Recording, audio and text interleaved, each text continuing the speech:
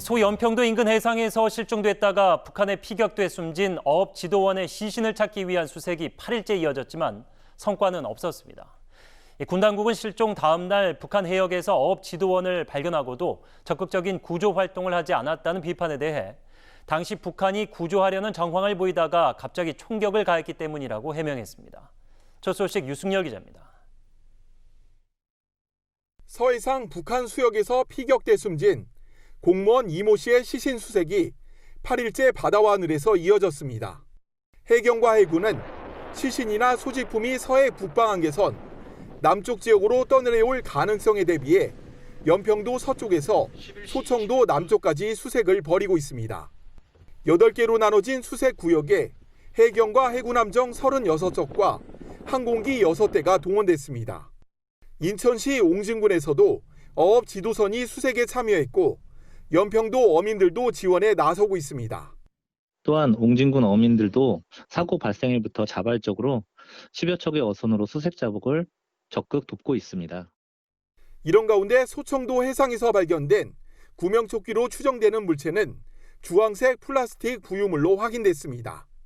이 씨의 실종 전 행적에 대해서도 수사가 진행 중입니다.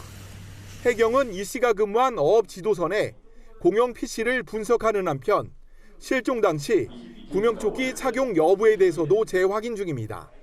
또 유전자 감식을 통해 어업 지도선에서 발견된 슬리퍼의 소유주를 확인하고 있습니다. 한편 군 당국은 구조에 적극적 대응을 하지 않았다는 비판에 대해 당시 북한이 상당 시간 구조 과정을 보이는 정황을 인지했기 때문이라고 해명했습니다. 첩보 분석 내용을 뒤늦게 일부 공개한 것인데 구조 정황이 있은 뒤 상황이 급반전돼 대응에 제한이 있었다는 것입니다. OBS 뉴스 유승열입니다. 문재인 대통령은 이번 사건에 대해 처음으로 공개석상에서 애도하고 국민들에게 대단히 송구한 마음이라고 사과했습니다. 북한의 신속한 사과에 대해 각별한 의미가 있다면서도 사태 해결을 위해 군 통신선을 복구하자고 북측에 거듭 촉구했습니다. 이어서 최진만 기자입니다. 문재인 대통령은 이번 사건을 일어나서는 안 될 일로 규정하고 유가족들에게 애도와 위로의 말을 전했습니다. 그러면서 비극이 다시는 발생하지 않도록 국민의 생명 보호를 위한 정부의 책무를 강화하는 계기로 삼겠다고 다짐했습니다. 이유 여하를 불문하고 국민의 생명과 안전을 지켜야 하는 정부로서 대단히 송구한 마음입니다. 북한 통일전선부를 통해 전달된 김정은 국무위원장의 사과 메시지를 두고는 각별한 의미로 받아들인다며 북한의 신속한 답변 조치를 평가했습니다. 김정은 위원장도 이번 사건을 심각하고 무겁게 여기고 있으며 남북관계가 파탄으로 가지 않기를 바라는 마음을 확인할 수 있습니다. 문 대통령은 어제 긴급 안보관계장관 회의를 주재한 자리에서 남북 공동조사와 군사통신선 복구를 북측에 요구한 데 이어 오늘 또다시 군사통신선 복구를 촉구했습니다. 평화를 유지할 수 있는 최저선은 어떤 경우든 지켜나가야 합니다. 적어도 군사통신선만큼은 우선적으로 복구하여 재가동할 것을 북측에 요청합니다. 이런 가운데 청와대는 늑장 대응 논란에 대해 우리가 바로 파악할 수 없는 곳에서 일어난 사건을 추후 첩보를 조합해서 판단했기 때문에 불가피한 측면이 있었다고 설명했습니다.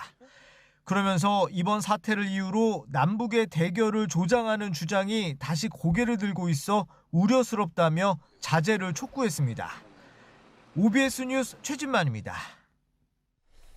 여야가 북한이 우리 어업지도원을 피격한 사건과 관련해 대북 규탄 결의안 채택을 논의했지만 최종 합의에 실패했습니다. 특정 문구를 두고 입장차가 컸는데 국민의힘이 제안한 긴급 현안 질의도 여당이 반발하며 논의가 중단됐습니다. 정주환 기자입니다. 서해상 공무원 피살 사건과 관련해 대북 규탄 결의안 채택을 논의하던 여야. 결의안 내용을 놓고 입장차를 좁히지 못했습니다. 시신을 불태웠다는 문구에 대해 더불어민주당이 사실관계가 확인되지 않았으니 삭제할 것을 주장하자 국민의힘이 반발한 것입니다. 금일 국회 차원의 대북 규탄 결의는 국민의힘의 겁으로 무산되었다는 점을 말씀드립니다. 민주당의 규탄 결의안 제안서의 제목에는 공무원이나 북한의 무력 도발을 지적하는 어떠한 단어도 들어있지 않다. 긴급 현안 질의도 결렬됐습니다. 국민의힘이 재차 제안했지만 민주당이 받아들이지 않았습니다. 국민의힘은 대통령이 직접 분명한 입장을 밝힐 것을 요구했습니다. 북한의 사과문 발표 이후 대통령 주변 인물들이 북한의 잘못이 없는 것처럼 궤변을 늘어놓고 있다며 질의를 촉구했습니다. 민주당이 받아들이지 않으면 국정조사, 국정감사를 통해서라도 끝까지 이 점을 추궁해서 대한민국 국민 한 사람 한 사람의 생명이 정말 소중하고 민주당은 진상규명이 먼저라고 강조했습니다. 당내의 공동조사와 재발 방지를 위한 특별위원회를 설치해 진상규명에 주력하겠다는 뜻을 밝혔습니다. 보수야당은 월북 여부 등 핵심적 사실을 가리기도 전에 낡은 정치 공세와 선동적 장외 투쟁부터 시작. 한반도 종전선언 촉구 결의안을 두고도 경론을 벌였습니다.